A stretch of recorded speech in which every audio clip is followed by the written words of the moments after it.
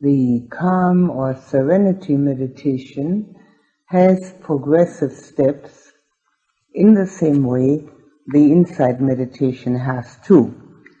Now, insight meditation,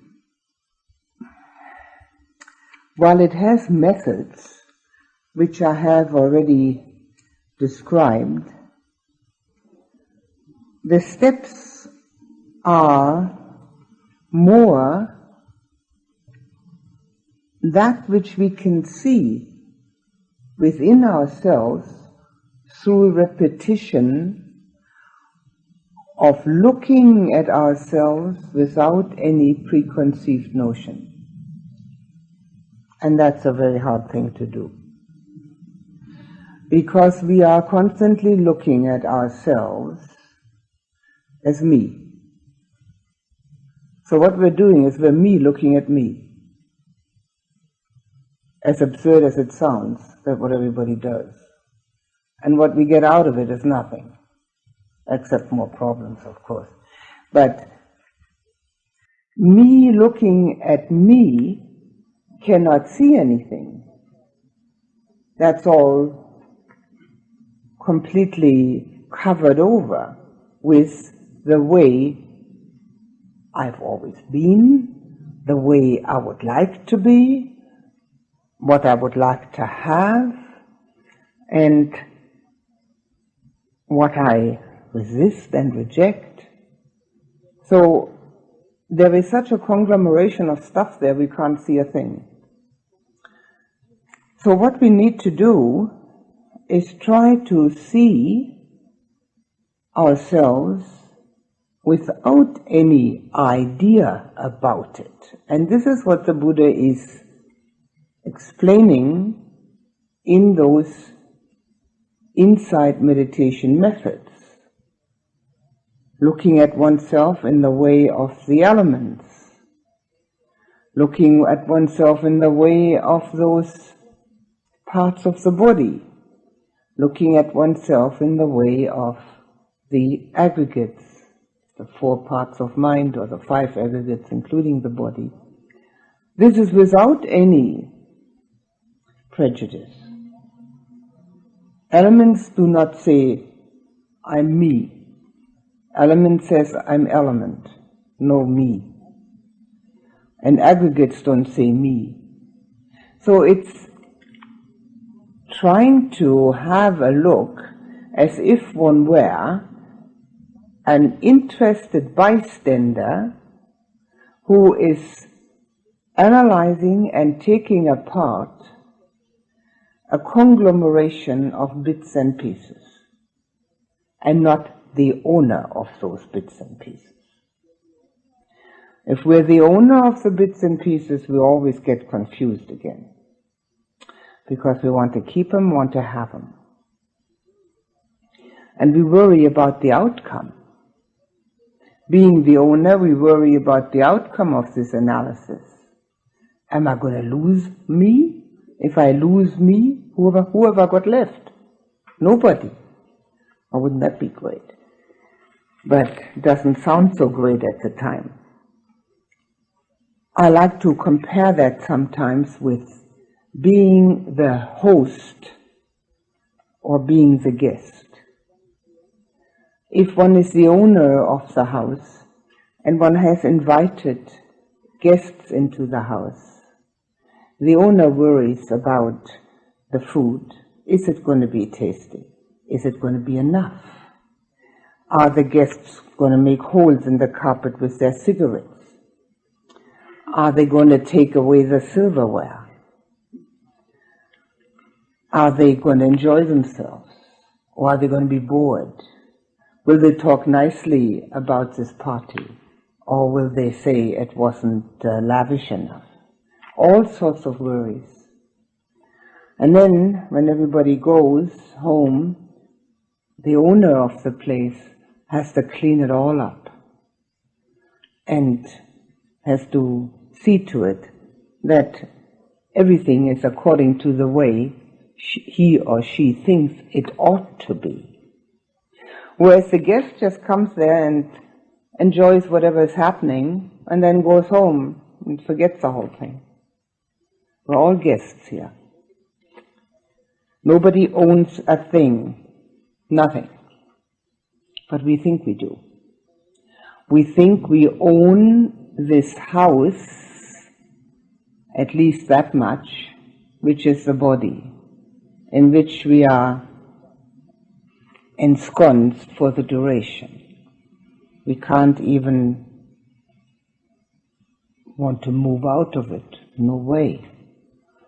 We can't cancel the lease. It's an impossibility. We've got to stick to it. So we're worried about it. It's mine. It's got to be the way it ought to be. Well, who knows how it ought to be? These are all viewpoints, how it ought to be. And being the owner of this whole thing, it goes further than that, of course. As we are the owners of this thing here, then we are the owners of everything around us, which we can lay our hands on, which we can afford and which we can have. And so we multiply this ownership. And if we were just a guest, wouldn't that be nice? Just think for a moment. I'm a guest. I might be around for 70 years. It's possible. Not everybody is. One might even be around for 80 years. But one might just make it to 60 or 50 or 40 or whatever. But in any case, one's a guest. A guest for not a very long time, and a guest in this body. Now, if you can use that as a takeoff point, it may make it a little clearer what it means that we have an ego illusion or delusion. We're guests here. We're not going to stick to this permanently. It's going to crumble and go to dust. Our whole performance here is a guest performance. Nobody has engaged us permanently. And this whole performance is often very badly done.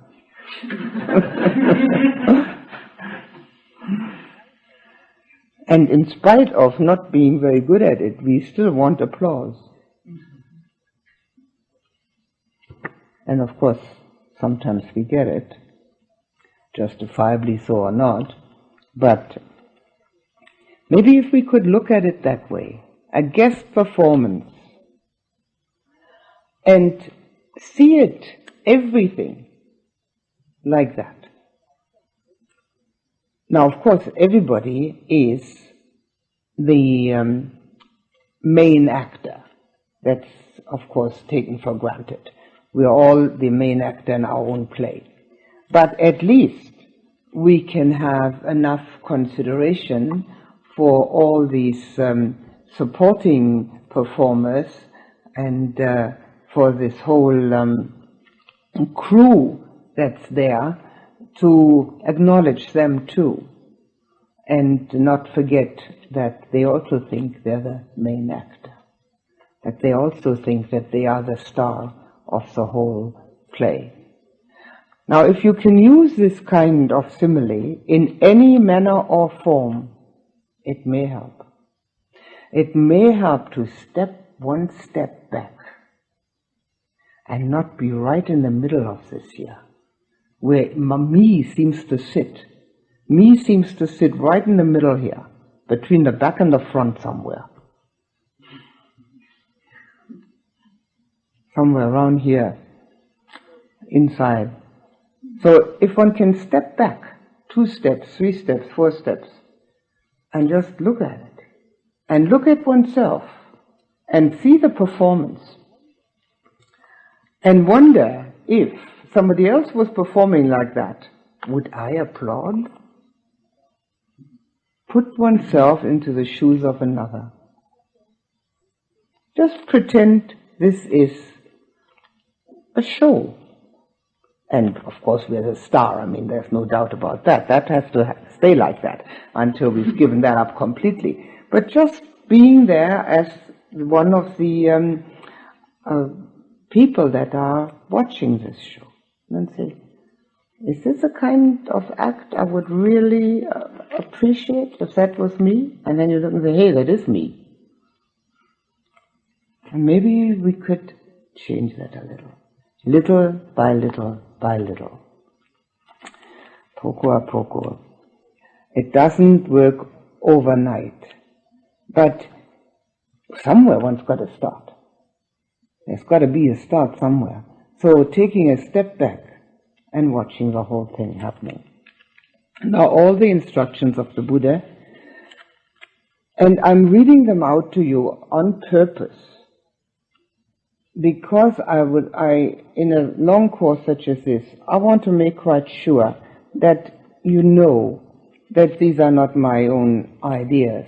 I'm just using my own language to elaborate on them. I want you to realize quite clearly that this comes from the Buddha, from possibly the greatest spiritual master that humanity has ever seen, because of the fact that it's clear, concise, and takes one all the way. Nothing left. Nobody. So, no problems left. We've had 3 insight steps so far. I'll just repeat them, Mind and body are 2. They each have their own function. They are interdependent. The arising and ceasing, which comes again, which will be mentioned again. And then the cause and effect, and the cause and condition of mind and body, which we can see through watching the elements for the body, the aggregates for the mind, and recognizing, or at least attempting to recognize, that there is nobody sitting between the cause and the result. The cause is there and the result is there, and both are totally impersonal. So the more we can see that through the investigation into the elements or the parts of the body and the aggregates of the mind, the more we can be an observer of this whole mass of dukkha. Now that is seeing things as they really are, and if we do that, if we actually see things in that way, we overcome doubt. And I mentioned that already, that doubt at that time has to do with not knowing whether it's me or it's not me, and both of course have no bearing on anything. But there's something else said about the overcoming of doubt, and I'll read you that out. With purification, by overcoming doubt, the mind becomes pure through the removal of skeptical doubt. The abandonment of views and skeptical doubts at this stage is done through the substitution of opposites. The abandonment by substitution is the abandoning of a particular unwholesome thought by means of an wholesome thought. It can be compared to the dispelling of darkness by lighting a lamp. The abandonment by suppression accomplished through serenity meditation is more effective. By means of this method, one can sometimes keep the 5 hindrances suppressed even for a long time. Cutting off only comes through past knowledge. This is only a repetition, but I wanted you to know this repetition. This is a repetition of substitution. The substitution which is purifying and which through the jhanas is more effective and automatic. But in daily life we have to, of course, reinforce that purification with our substitution. Now here, during the course, substitution of anything that's negative is the order of the day, over and over and over. If one doesn't have anything negative, wonderful. But if there is anything, even slightly, I don't like jet planes. They make too much noise. Well, that's negative. Substitute. If one can't substitute with the opposite, and this is what it says, opposite, right? Then one has to go through to a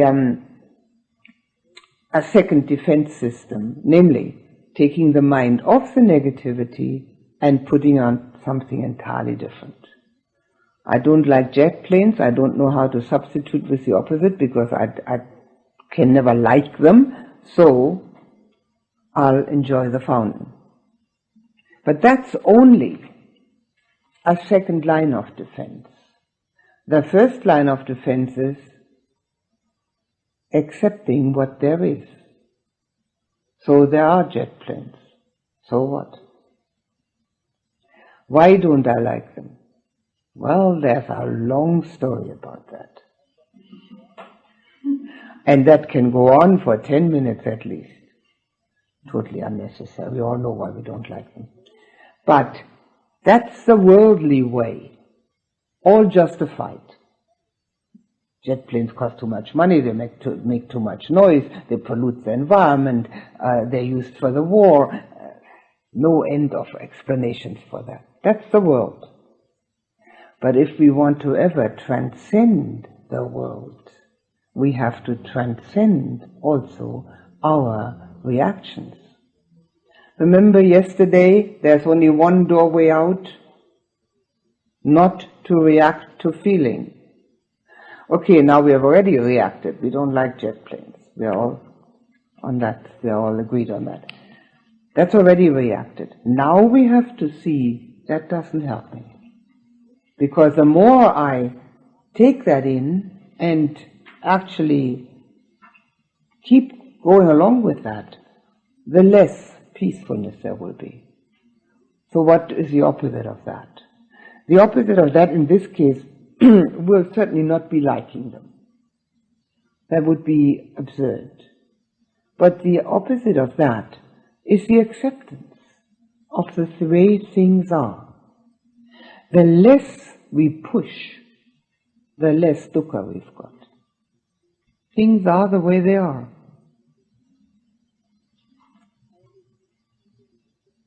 I always see in my mind, in that respect, a little river, a small river.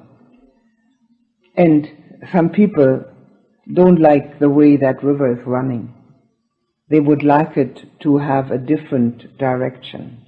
So they put stones in the path of the river, like a little dam, so that it changes its direction. Well, it does change its direction. What happens where that dam is? A lot of turmoil. The water is churning because the stones are keeping the water and pushing it another way. That's what we do in here all the time. We don't like it the way it is. So we put a dam so that we get something else. And sometimes we are quite successful in getting something else, because we've put enough dam there to either not know it or to run away from it, or whatever means we like to use. But when we do that, it's all churning. Let it be. What difference does it make? We're just guests here. This is a guest performance. This is a show that's going on. So they've got jet planes in that show, and dogs and cats and whatever else they've got in this show. It's a very well furnished stage. It's got everything on it. We'll go out in the desert, there isn't that much. But here there's a lot. They've got sirens and all sorts of things. So they're having this play going on. And we are the guest performers. While we're here, we're with it.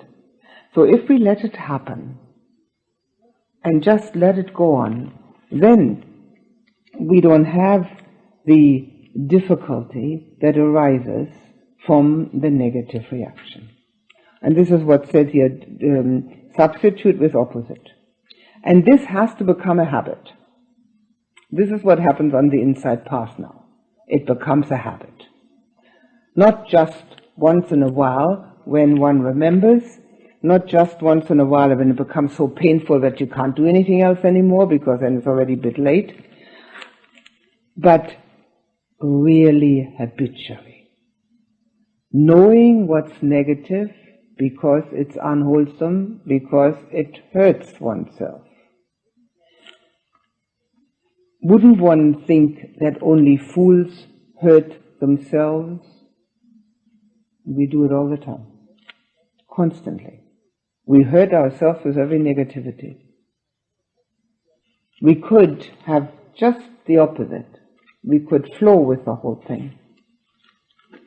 But, well, that's the reason why we come to meditation courses, isn't it? So that's the overcoming of doubt when we learn this substitution.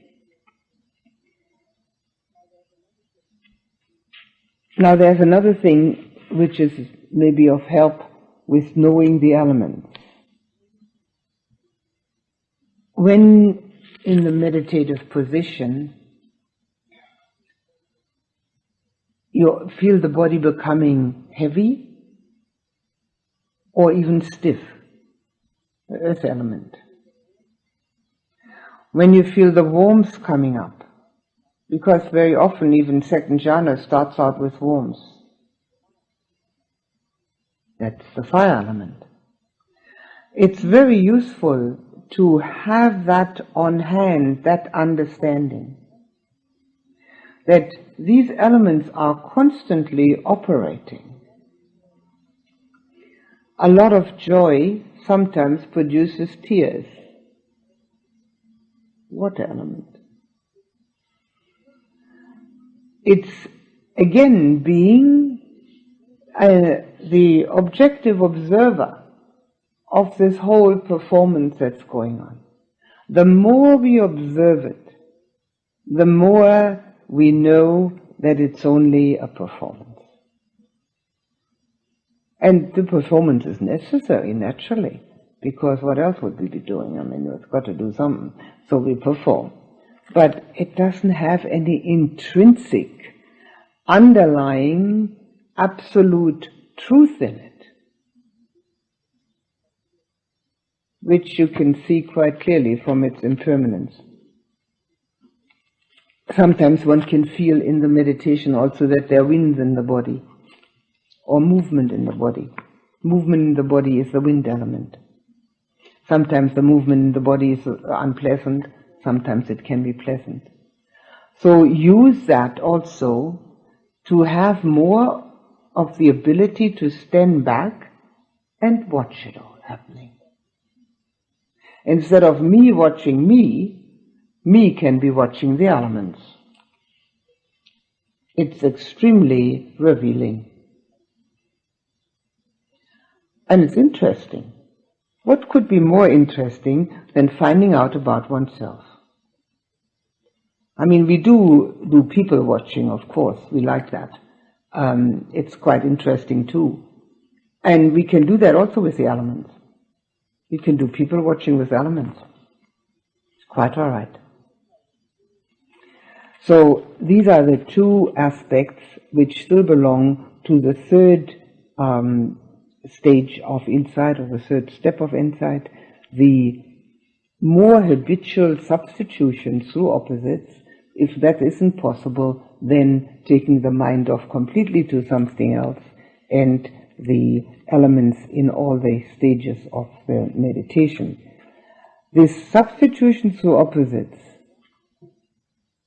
if one doesn't practice that, one can forget about the spiritual path. It doesn't work.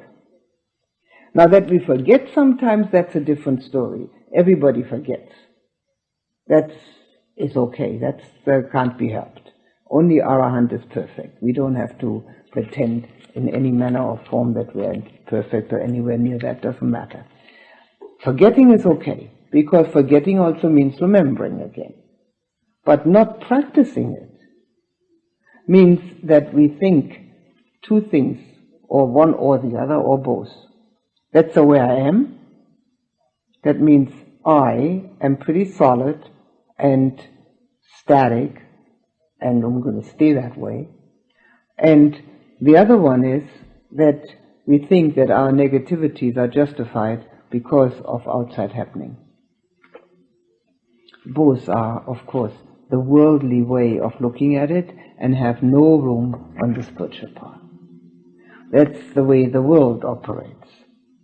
That's not the way we can operate on a spiritual path. So these two have to be examined and seen whether we ever have that in mind. That's the way I am. And the other one is that negativity is justified.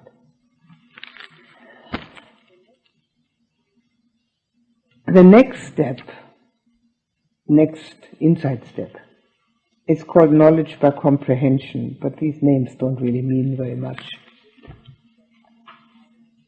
It means that we are now ready to examine the three characteristics all the time. Now we have the choice of taking one or the other, but at that point, the mind usually picks one as its starting point, but can see the other two also within the first one that one has chosen, Anicca, Dukka, Anatta. Now, if we look at impermanence, we can see quite clearly that that's where the dukkha comes from. The nicest thing cannot remain. Whatever it is that we've got that we would really like, be it even its jhana or whatever it may be, or anything, it can't stay with us. And the one who's experiencing whatever it is that we like very much, and you can pick whatever it is that you like best. Pick it out, and this is what I like best. Maybe somebody telling me I'm wonderful or something like that, whatever it is. It also has no real objective value, because the person who is experiencing this 1 second later is a different person. Thinks, feels, acts differently.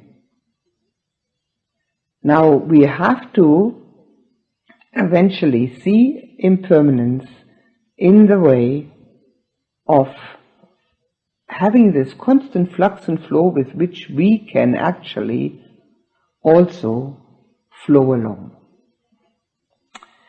Within anicca, we can see, therefore, the dukkha. Now, if we have everything, flux and flow, everything is moving, and therefore is, of course, dukkha, then where can we find atta? Where can we find the substance of me? If everything changes all the time. Now that has to be done through the meditative and the contemplative approach. And two people said today, "Oh, but I don't want to think." I thought we weren't supposed to think, or something along those lines. Now, I have already explained, I would like to explain that again, because thinking and reflecting or wise consideration is not the same thing. Thinking has two aspects. Thinking is either for survival, which can be instinctive, trying to get away from danger, or making money to live on, and all the adjuncts to that, what one has to do, or it's discursive, which means it goes from one to the next. And it goes on and on and on and on. And sometimes it also becomes fantasy, dreamlike. Now that's thinking. And the second kind, of course, totally counterproductive. And the first kind is utilitarian. And that's the world. But to put one's mind on the universal truth which the Buddha taught in order to ascertain whether that truth can be actually experienced within, that is called Yoniso Manasikara, wise consideration. And of course the mind has to play a part in it. Who else would know? The mind is unenlightened, and the mind becomes enlightened. There's nothing else that can do it. It's not the body, so it's got to be the mind. And with that investigation into the universal truth, we go within to find that either the confirmation or the lack of it within ourselves through the personal experience. So if we inquire into impermanence, we can notice it in ourselves quite clearly. Thoughts, feelings, breath, blood, heart, body, anything there that isn't moving. And because of not being able to keep whatever it is that we really like, we can see the dukkha even in the greatest delight.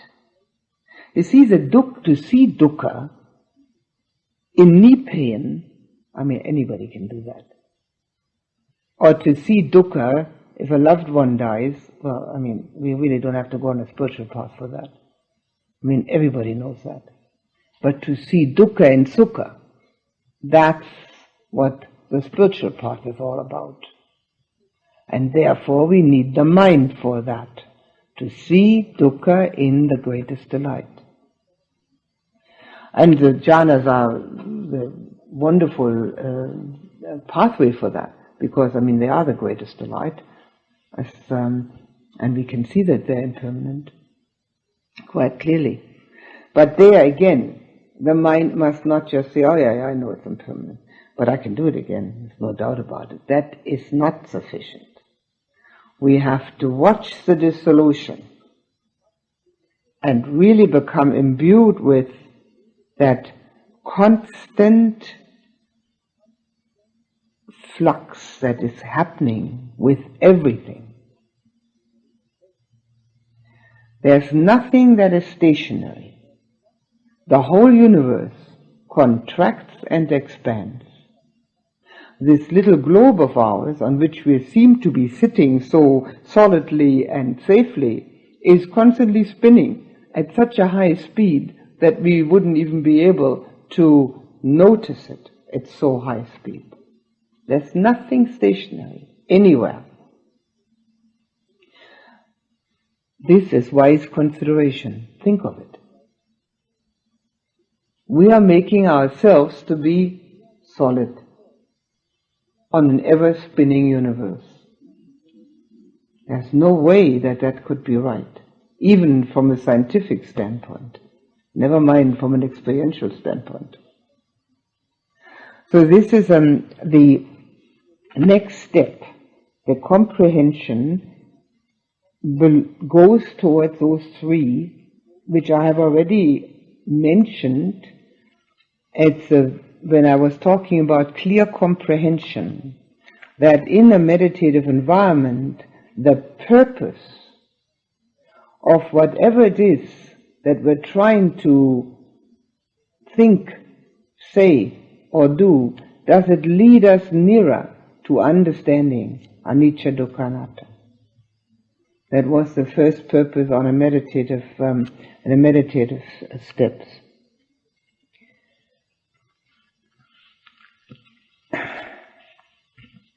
If there's no joy with this, it won't happen. There has to be the joy of the spiritual journey. It's the most fascinating journey that ever can be taken. Far more fascinating than going from here to London or Paris or Grand Canyon or Bryce Canyon or whatever.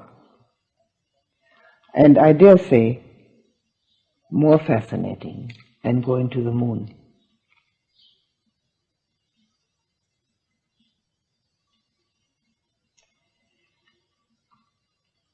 The Buddha said, the whole of the universe, O monks, lies in this fathom-long body and mind. Here we can find the universe. If we don't enjoy the journey, we won't take it. Who goes on a journey they won't enjoy? Why is it possible not to enjoy this journey? Through negativity. Negativity which is also embedded in, of course, in doubt, in indifference, in the 5 hindrances. Any one of them, or all of them. If they are overpowering, the journey doesn't happen. But everybody has those hindrances. Up to Arahant. Not all of them, but most of them. Even the non-returner still has 5 hindrances, and there are 5 fetters, and there are 10 fetters altogether. So, why is it so that some people can have the joy of that spiritual journey, and others can't? It is bound up with the inability for self-surrender. If we don't have the ability to surrender ourselves, at least to this investigation, it can't happen. Naturally, self-surrender is necessary for meditation. Self-surrender is necessary for loving kindness. The more self there is, the less loving kindness, the less meditation, the less investigation. Because the self is like a pillar or a rock. And if it's very big, we keep on looking. Me looks at me all the time. Only when we can look around it, when there's a bit of room left there somewhere, to look at the side or around it or behind it, can we see what's really happening. Anicca, Dukkha, Anatta, the investigation into those 3 are given here by the Buddha in this formula.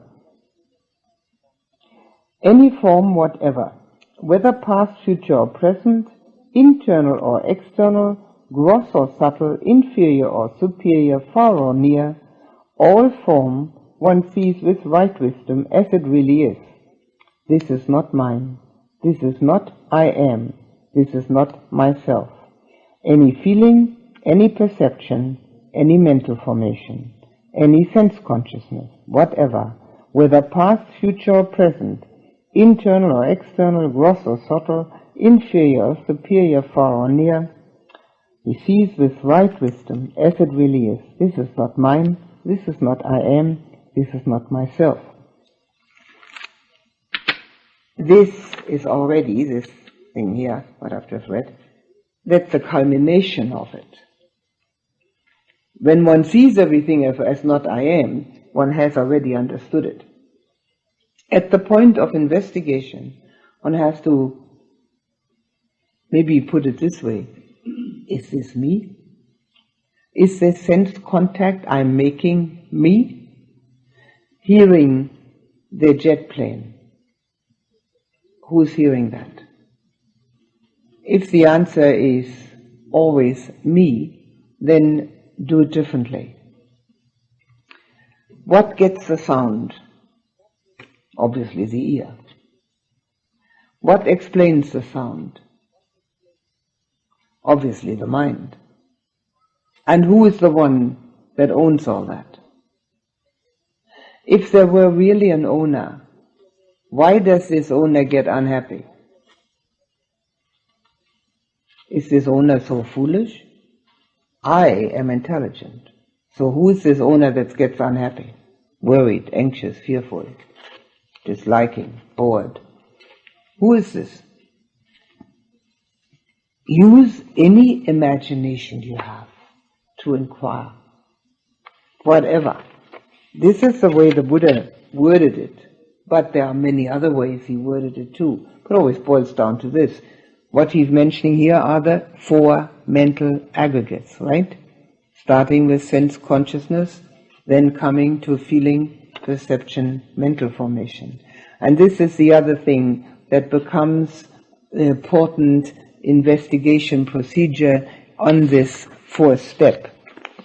And that is the investigation, which I've already mentioned several times, again and again, of who is this that's sitting in there between the sense contact, which is the cause, and the reaction, which is the result. Who's sitting in the middle of all that? Through constant inquiry, it does look different. If one never inquires, there's never any chance of not being me. I mean, everybody says it's me, so it must be me. But if we inquire, it does show this. Another thing that we learn is if we become pinpointedly attentive, that all these four mental aggregates are called aggregates because they are heaps. We think that our sense contact, our feeling, our labeling, our reaction is a solid mental thing that's happening. That's how it feels to us, because we don't pay enough attention. We don't have the mindfulness to recognize the fact that the whole thing are electrical impulses. But they're so fast and so subtle that they escape our notice. If we sit in meditation and become concentrated, this is a possibility of noticing. And it is very revealing. Having noticed that, one has a totally different relationship to this person, which we have for norm's sake to call me. We have a totally different relationship to that, because we can see it's all electrical impulses happening all the time. And this is totally in accordance with what the scientists say, that there isn't a single solid building block in the whole of the universe.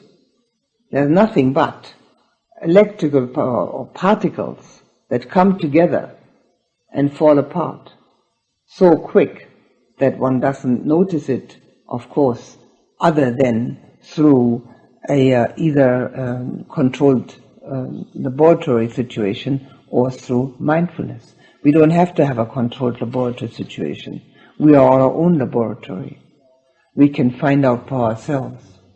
Now, the scientists said this about 30, 40 years ago. The Buddha said it 2,500 years ago. The same thing. There isn't any solid building block anywhere. Now, because we think we are solid, and we look so solid, don't we? I mean, we all look pretty solid. This is why this whole delusion, which is a totally optical delusion to start out with, has arisen. We have an optical delusion that everybody is a separate entity. I mean, there are all these different people sitting here on these different cushions. Everybody looks different, everybody talks different, everybody thinks different, so it must be a person, must be a me. And then there's all these trees and birds and dogs and cats, and it's all different. Everything is different. But this is an optical thing, and we believe our eyes, but in reality there is no such thing. And if we become more and more one-pointed, and use that one point, concentrated, in the meditation to investigate these four parts of mind, we can become aware of the fact that they are heaps, that they have that blip consistency, or blips coming together, and that there's nobody sitting in between the sense consciousness or sense contact and the reaction. Nobody. There's nobody there. It's just happening. And when we see that, if we have done the jhanas nicely, there's no problem. And if we haven't, we mightn't like it. And then we have to do the substitution with opposites. When we don't like it, that is, of course, it can be quite strong. It can be so strong that we absolutely reject it out of hand. If there's nobody there, why should I be meditating? Well, that's another question, isn't it? The khandas, heaps, aggregates, khandas is a part of it. The aggregates is now the important matter of investigation in meditation, and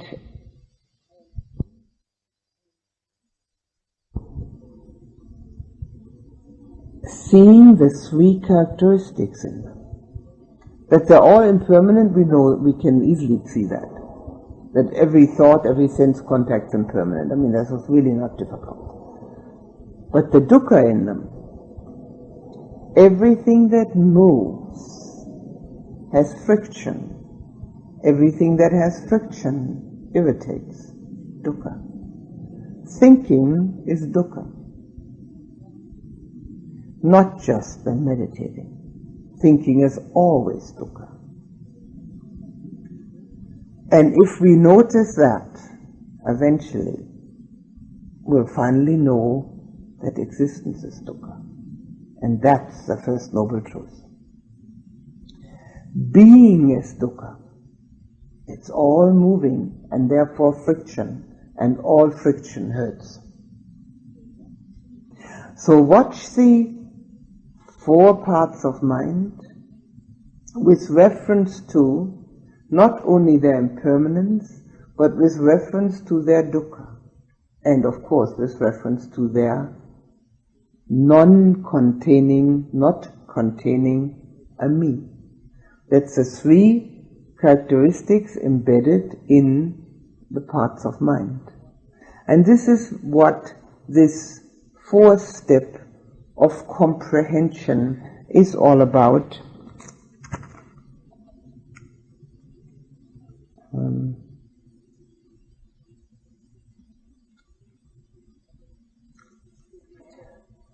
Here's another clue how to see impermanence.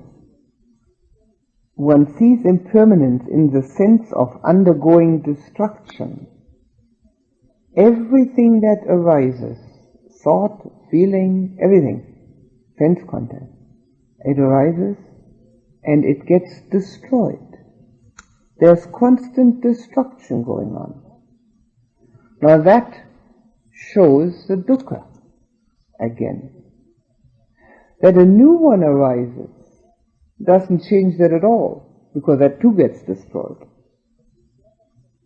But because of continuity, we do not see the impermanence.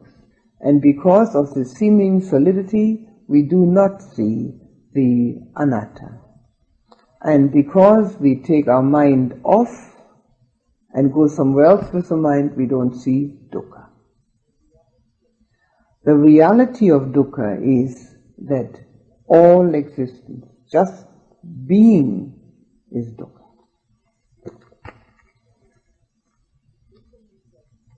If the nature of impermanent is apparent, the painful nature and the not-self nature of all formations becomes apparent as well.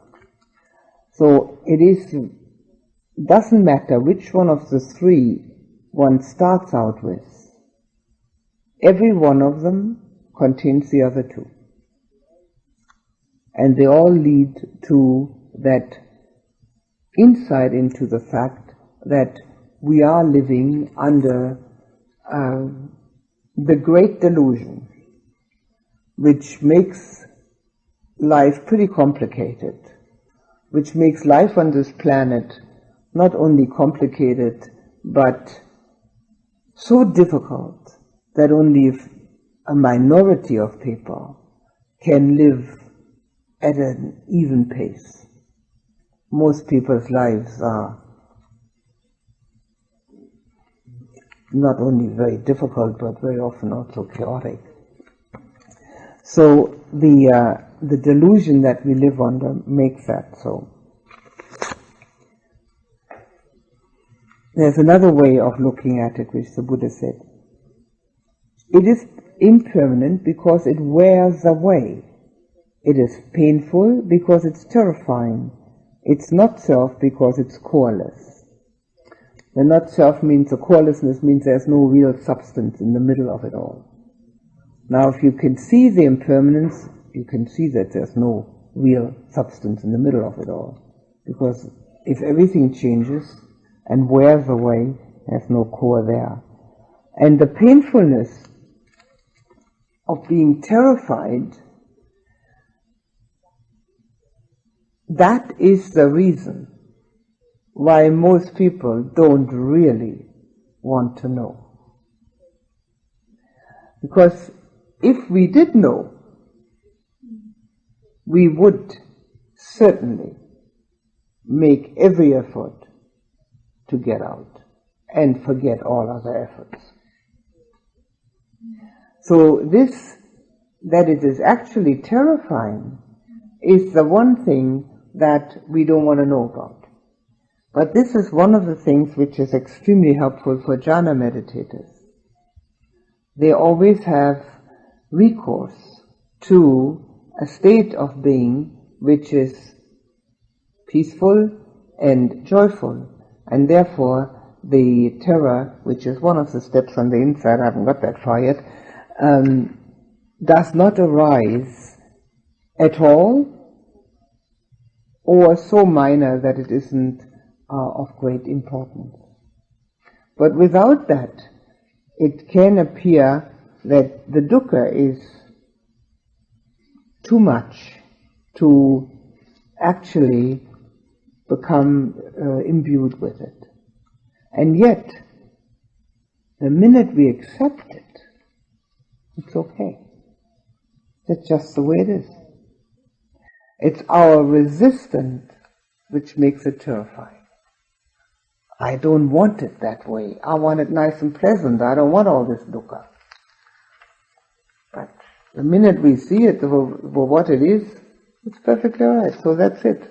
It's a universal truth, and it leads us eventually, if we can incorporate it into us as absolute reality, then it leads us out. Leads us out of all the difficulties and all the dangers. Now, one is supposed to also look, and this is according to the Buddha's instructions, what are called at the three modes, past, future and present, which means that we look at, having seen anicca, dukkha, anatta with some insight, we can look to see whether there's anything in the future which promises anything different, or whether there was anything in the past which was different, or whether it's always like that. And added to that, we also look into four pairs: internal, external, gross, subtle, inferior, superior, far and near. Now, internal, external is probably the one that we should pay most attention to. Internal is within us, ourselves. Anicca, dukkha, anatta. Is it true for out there? Is it true for my neighbor? Is it true for the dog? Is it true for the house? Is it true for the bush? Is it true for the moon? Is it true whatever? Look at everything. There's plenty of stuff just standing in the middle of the little patio there, and see, is it true? Is it all anicca, dukkha, anatta? Or can I find something external that isn't? Now surely that's better than disliking something. It's much better to investigate, isn't it?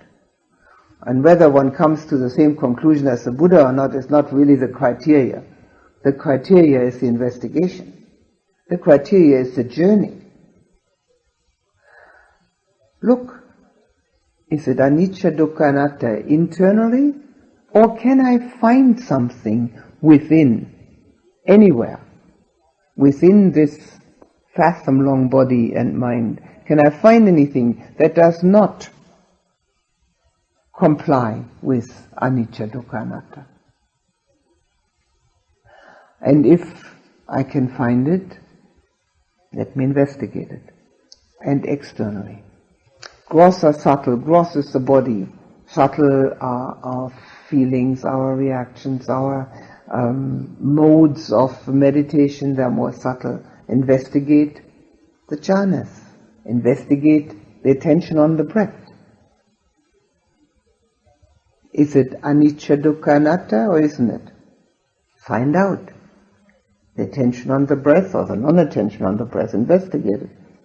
Find out what it is. And far or near, I've already said that. Near, we ourselves are near. Far, sky, moon, whatever. It means everything. Nothing excluded. So, and with inferior or superior, it means all modes of existence. So anything that, from stone to whatever we can think of, as far as the imagination will go.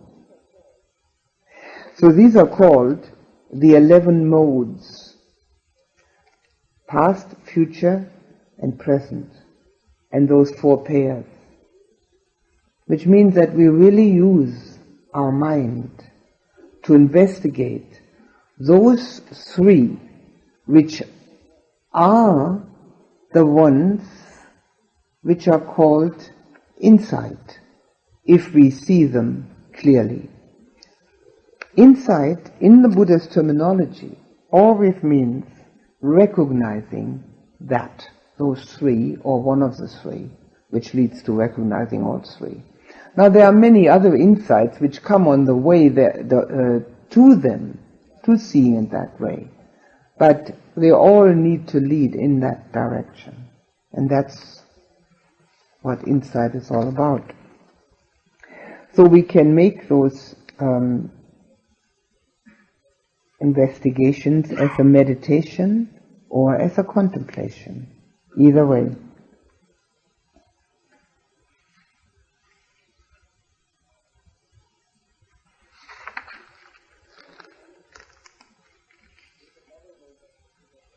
Here's another way that the Buddha was looking at the 5 aggregates. And it's a discourse to a person called Magandiya. And when Magandiya, you have practiced the Dhamma, going the Dhamma way, then Magandiya, you will know for yourself, you will see for yourself, that these 5 aggregates are but veritable diseases, boils and darts.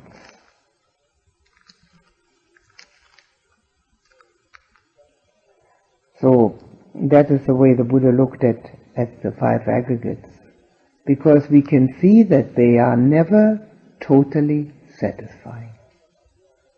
Now we have to find that out for ourselves. And we're perfectly at liberty to say, no, it's wrong, Buddha is wrong. We're perfectly at liberty. Whether that's going to make us happy or not is the second question. But we're perfectly at liberty to say whatever. There was a man who came to the Buddha crying and sobbing and lamenting, and Buddha said to him, "Why are you crying? What's the matter?" And the man said, "I've just lost my only beloved son. He just died." And the Buddha said, "What one loves brings sorrow." The man said, "What nonsense. How can Buddha say such a thing?" And immediately walked away and told all his friends that the Buddha didn't know at all what went on with humanity, that he had said, what one loves brings sorrow. And his friend said, oh, but it's true, you yourself are crying because you love this boy. He still wouldn't believe it. So we're perfectly at liberty to think anything we like. Whether it's going to help us or not, that is entirely up to us. But we must investigate. This is the investigation, the inquiry into the three characteristics which are so extremely important. Now here,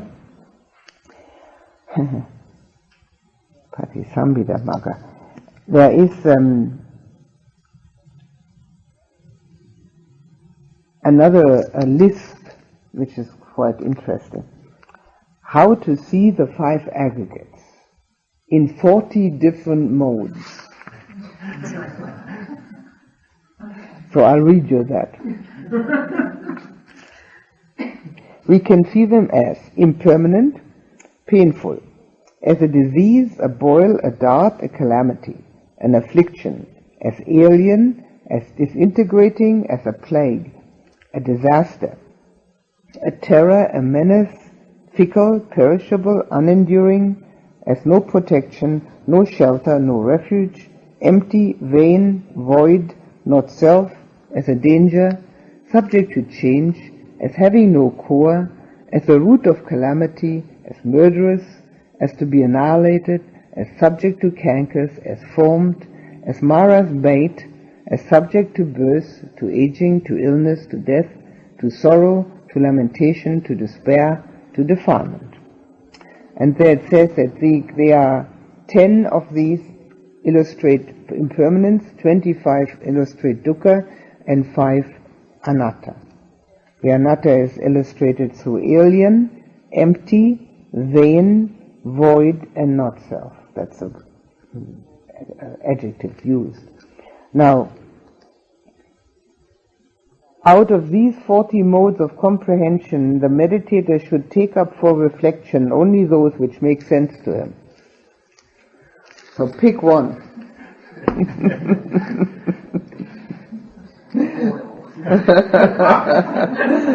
Everybody will pick an individual one. That's the way it should be. You see, one's triggers are individual. The absolute truth, the results are always the same. But the individual triggers are individual. So, are different. So we pick out whatever we like.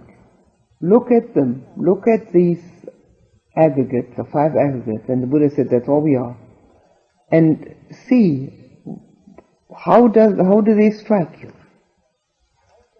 Do they still strike you as being your means for pleasure? Do they still strike you as your means for bringing happiness to yourself? Do they strike you as self and self-support? Or do they strike you as being difficult, at least that much? And then see where it takes you. So this is the way that the Buddha tried to make us see things a little differently than the way we do. And this is what it's all about. That we see ourselves in the world differently. And recognizing and acknowledging that the way we've seen it up to now hasn't brought anything. It's brought just being there, having a few sense pleasures which are impermanent, surviving, but having lots of dukkha. That we have to see. If we don't see that, then why should we want to get out of it? So, seeing ourselves and the world totally differently. Not in this mode of being that which really is, and the only thing that is, but only as a passing show. That's all it is, just a passing show. And if you look at it as a passing show, it's quite amusing actually. And oneself is the one can be amused about. If we're not amused about ourselves, we haven't quite seen it yet. When we start smiling about ourselves and recognizing that we are actually seeing the important as unimportant and the unimportant as important, and that which is dukkha as sukha and that what is sukha as dukkha, and then smile at that foolishness, then we're starting to see it. And then it's also quite nice to take this journey. In fact, it's not only interesting, but it has a feeling of fulfillment, even just taking the journey. One has to be prepared. Everybody who goes on a journey prepares. I mean, people take a little suitcase along and they buy a ticket and they know where they're going and they might take a companion. So we've got to be prepared and wear the right clothes to go on the journey and all that. So the meditation prepares us for this inside journey. And this is the meaning of the path.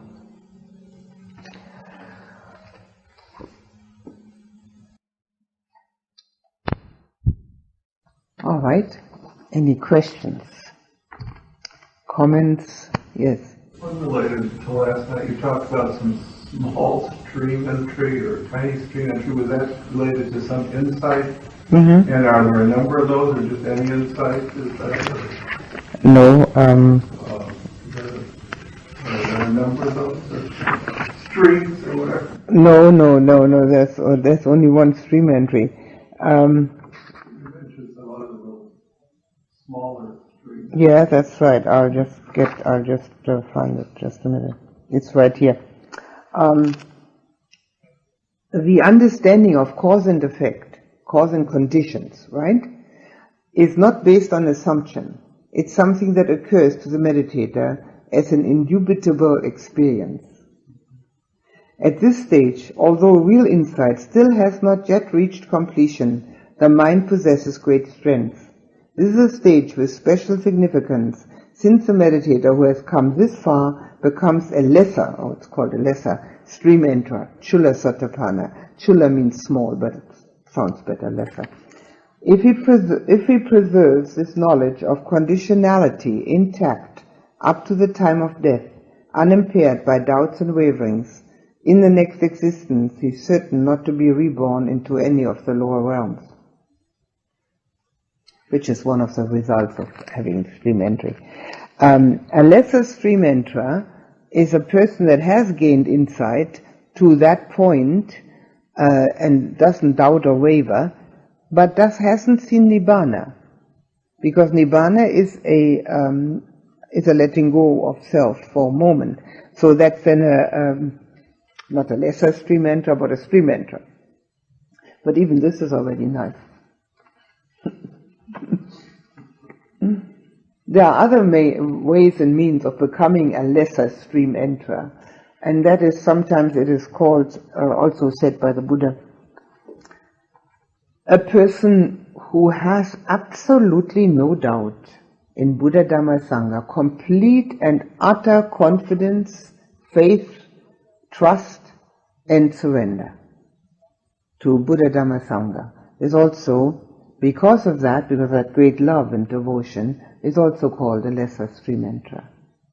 And they also get, because this is a very strong mind moment to have this complete surrender, they get born with that again, because as I made that comparison, when you go to bed at night with certain thoughts and feelings, you can have them back in the morning without even having to think again. So it's the same with dying. What you die with, you can get back immediately when you wake up again. So your next life has that as a influence, as a strong influence. So this is an insight one, and the other one is a devotion one. a complete devotion.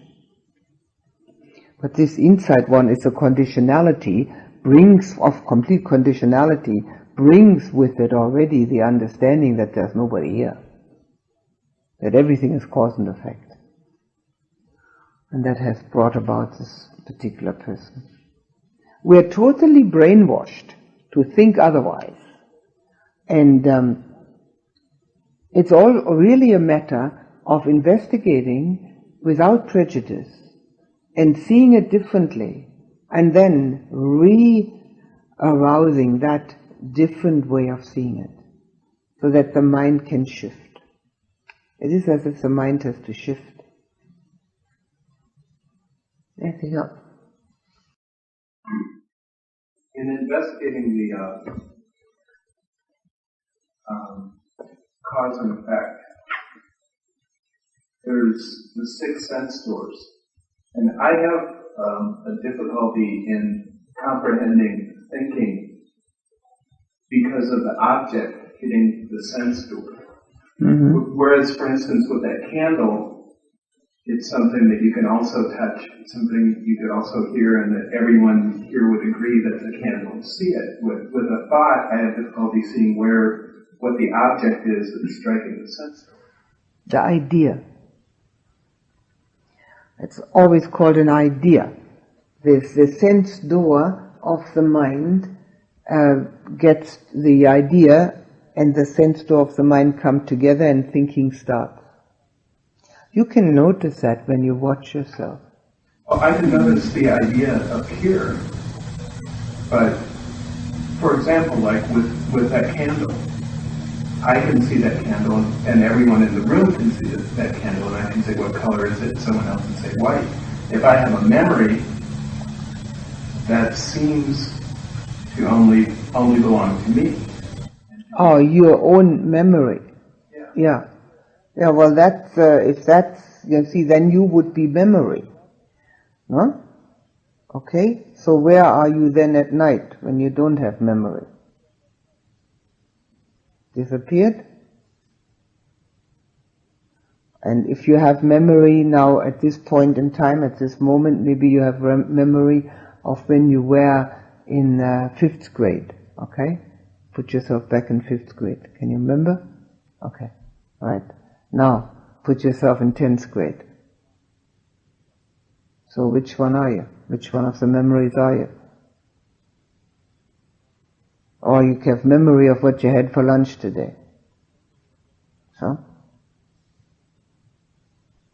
you must be billions of me's with billions of memories.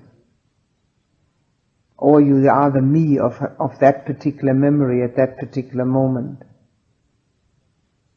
Check it out. So, let me put it another way.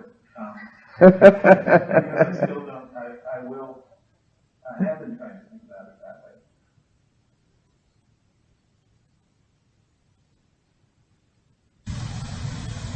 I guess what I can't see is what is the object that's striking the sense door. When you're thinking, or what? Or when you're seeing, hearing, tasting, touching, smelling? Yeah, only the thinking. With thinking. Yeah, well, the idea. But where does it come from? Yeah, well, find out. Yeah. Do you think that you are producing it? Well, if you were producing it, why do you then produce it at a time you don't want it at all, when you'd rather be in the 8th jhana, for instance, and then all of a sudden you get an idea and start thinking? I mean, why? Who's doing that? Is there a little devil there somewhere that's doing that? And other times when the little devil is having a nap, then you can have it the way you like it. I mean, that's actually the way we look at it. It's quite amazing, but without a spiritual path, we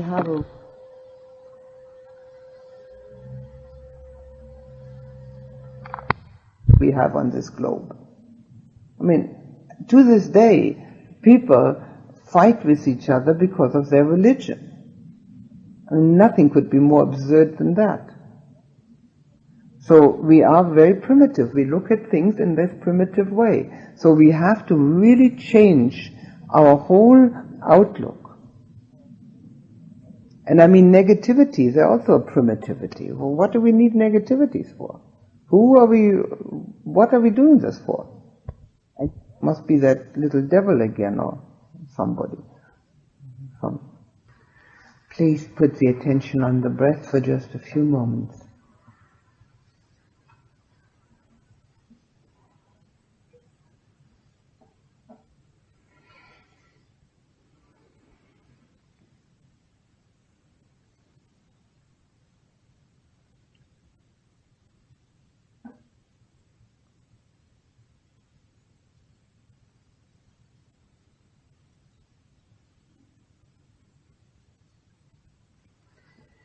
Think of all the nice things that you've ever done in your life,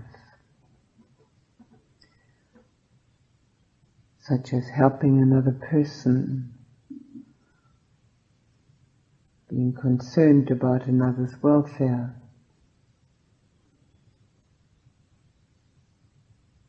being loving and kind to another one, giving a present,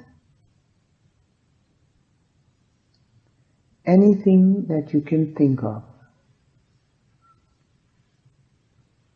that you think was a good thought or deed. Remember it now.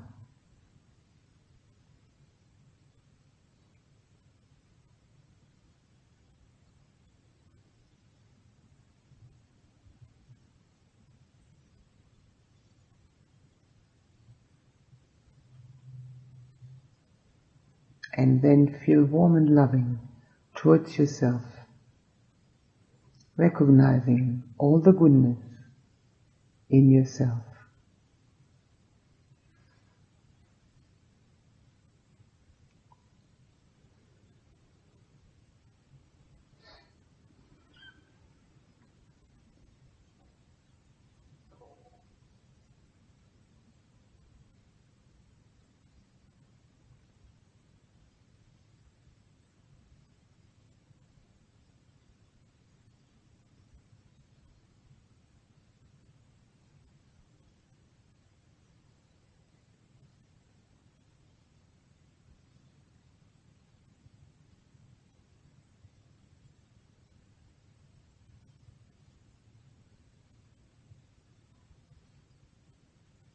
Think of the people who are close to you. Think of all the good deeds that they've ever done. Those that you know and those that you surmise.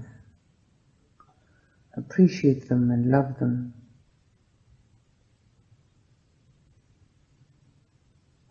Because of that goodness that you can feel in them.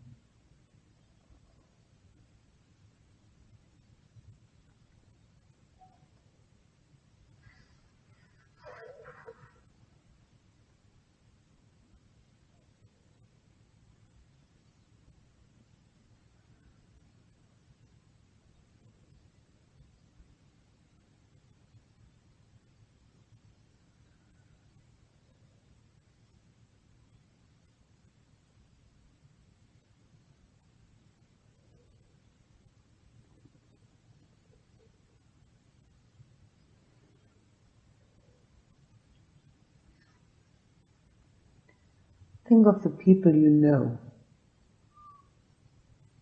Let them arise before your mind's eye. And think of all the good deeds that you know about them, or that you surmise in them. Feel your heart going out to them.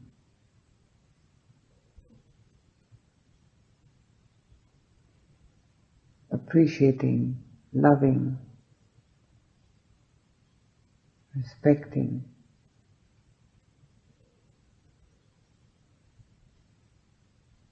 the goodness in them.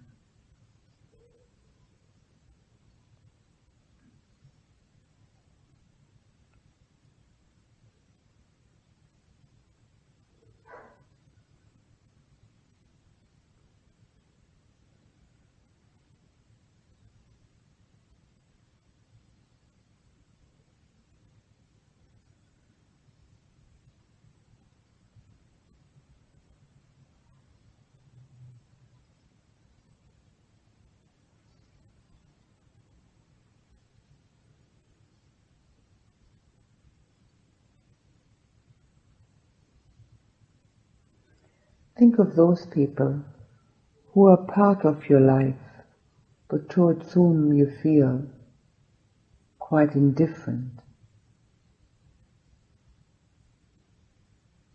You meet them here and there. You don't have any real connection to them.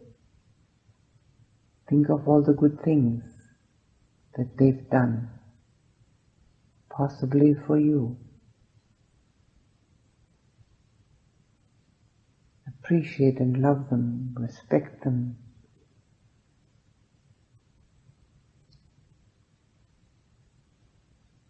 Make your heart reach out to them.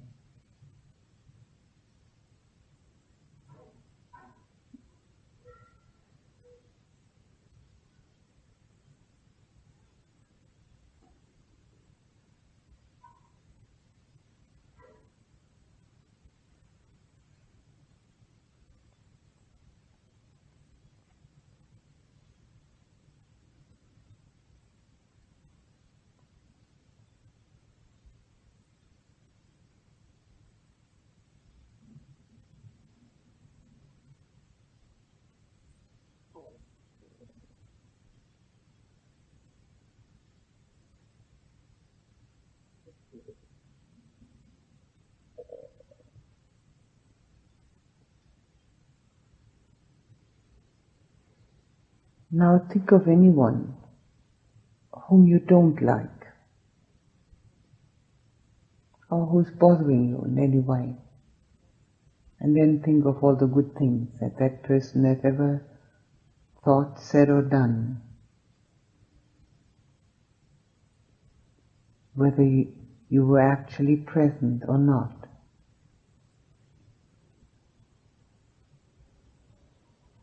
Appreciate and respect that person for his or her goodness. Let your heart go out to him or her.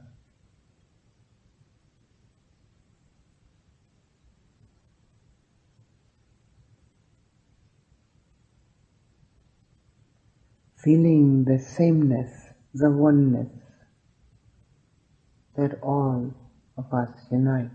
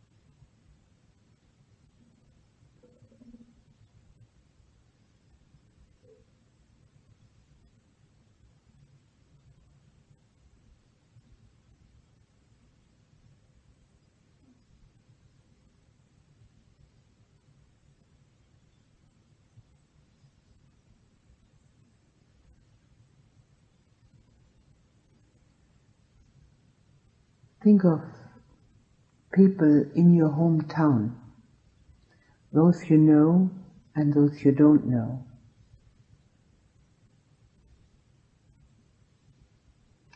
Remember all the good things you know about them. Surmise the others. Appreciate them.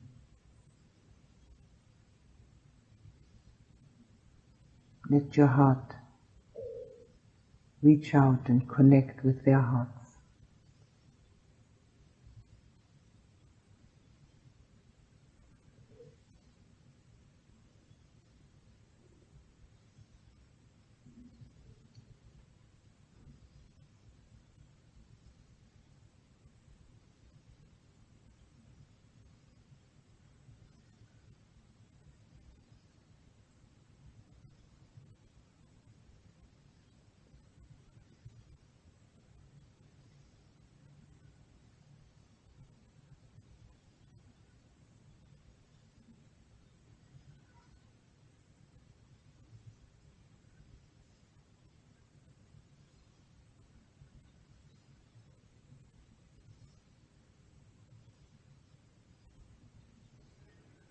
And now think of people everywhere, in the towns, in the cities, villages, on the land.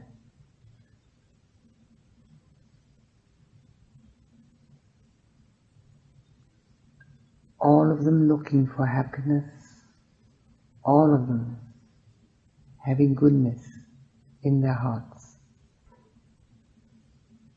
Connect with that goodness, connect with their hearts.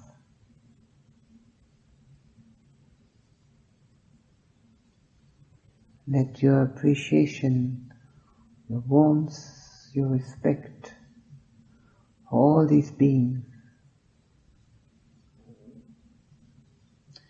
flow out of your heart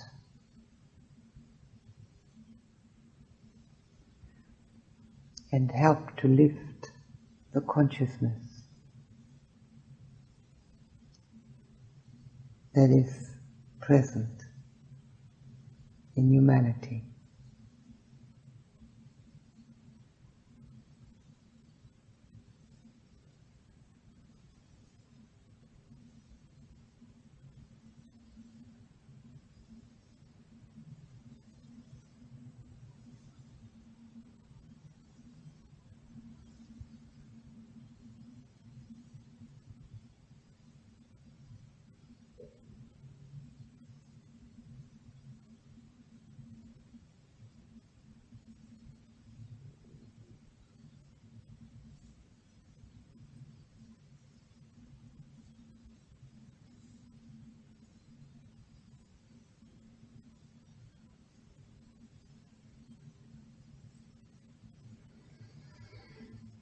Now put your attention back on yourself.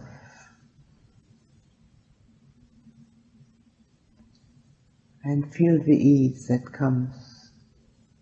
The consciousness goes to goodness and lovingness.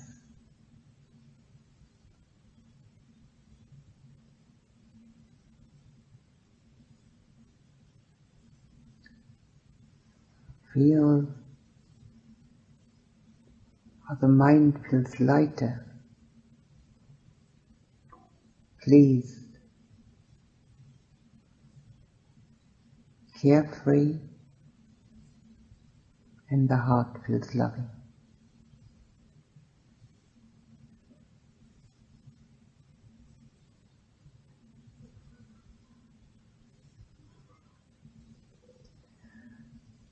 Connect with the goodness in yourself.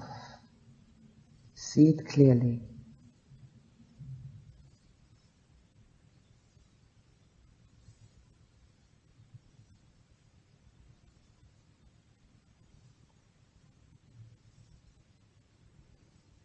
Anchor that recognition within your heart so you can retain it.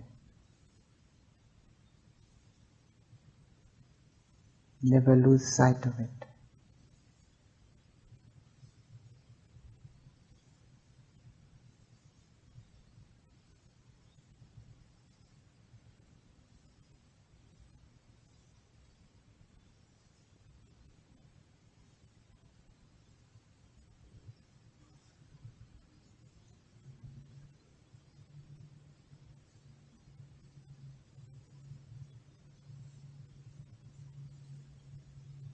And feel the appreciation and the warmth welling up in you, connected to that goodness.